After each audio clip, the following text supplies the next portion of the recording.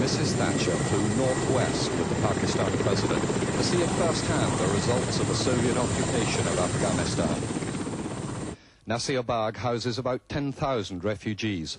The United Nations has called this the largest single refugee problem in the world. The British Prime Minister was greeted by children from the camp and then by elders from each of the provinces of Afghanistan. Inside the bright tented enclosure, 1,500 men waited. We were told that many of these men were Mujahideen who travelled from the border specially for this meeting. A mullah chanted some verses from the Quran concerning exiles.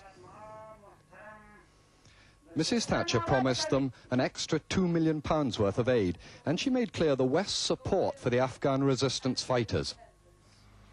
I want to say that the hearts of the free world are with you, and with those of your countrymen who have stayed... And that gained her ringing shouts of support. That was an all-male audience. Afterwards, Britain's first woman Prime Minister met the leaders of the refugee women, but that meeting was private. After lunch of curried goat, Mrs. Thatcher and General Zia flew northwest up the Khyber Pass, the ancient route through the mountains to the Afghan border.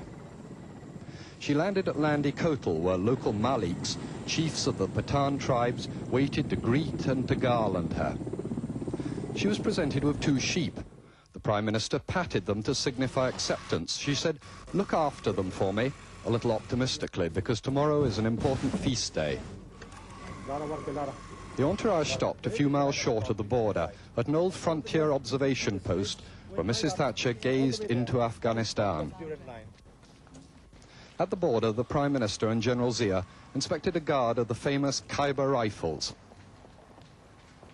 Then there was a strange little cross-border incident. 3 Afghan soldiers shook hands with the Pakistani president, but there were no Russians around.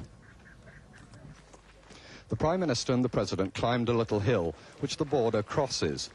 As the crowd pressed around her, the Prime Minister may accidentally have stepped a few feet into Soviet-occupied Afghanistan. For some minutes, Mrs. Thatcher gazed across what she sees as the front line of the free world.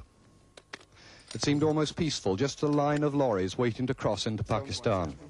But then the reality of the war, as a border guard proudly showed her a Kalashnikov automatic rifle captured from the Russians. Mr. Thatcher tried it out for weight. As the Afghan soldiers looked on, the British Prime Minister said, "We shall never rest till Afghanistan is free again." David Rose, News at 10, at Torkham on the Afghan border.